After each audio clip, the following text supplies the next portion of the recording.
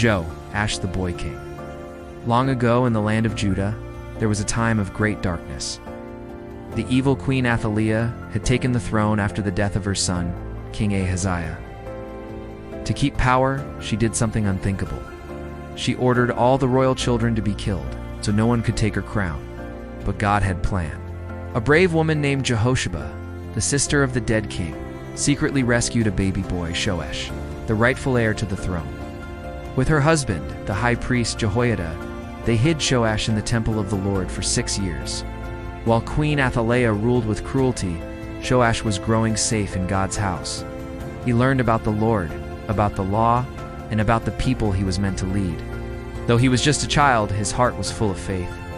When Joash turned 7 years old, Jehoiada knew it was time. He gathered the guards, the priests, and the Levites.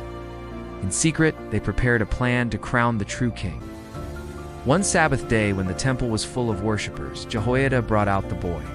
They put a crown on his head. They gave him a copy of God's law. The people clapped their hands and shouted, "Long live the king!" Athaliah heard the noise and ran to the temple. She saw the boy standing on the platform with the crown end. She screamed, "Treason! Treason!" But her evil reign was over. Joash was now king, a boy of only 7 years old. With Jehoiada as his guide, King Joash ruled wisely. He brought the people back to God. He repaired the temple, which had been broken and forgotten. He taught the people to give offerings again, not just coins, but their hearts. As long as Jehoiada was alive, Joash did what was right in the eyes of the Lord. But when Jehoiada grew old and died, Joash changed.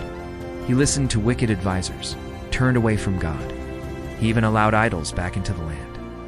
One day, the prophet Zechariah, Jehoiada's own son, warned Joash, saying, "Why have you turned away from the Lord who saved you?" But Joash didn't listen. In his pride, he allowed Zechariah to be killed. The boy who once stood in God's temple forgot the one who raised him there. In the end, Joash's enemies came and defeated him. Wounded and alone, he was killed by his servants. He was buried, but not with the kings, because he had turned away from the Lord. Joash shows us that age does not define your purpose, and a child can be chosen by God. But his life also teaches us, stay faithful to God, not just at the beginning, but all the way to the end.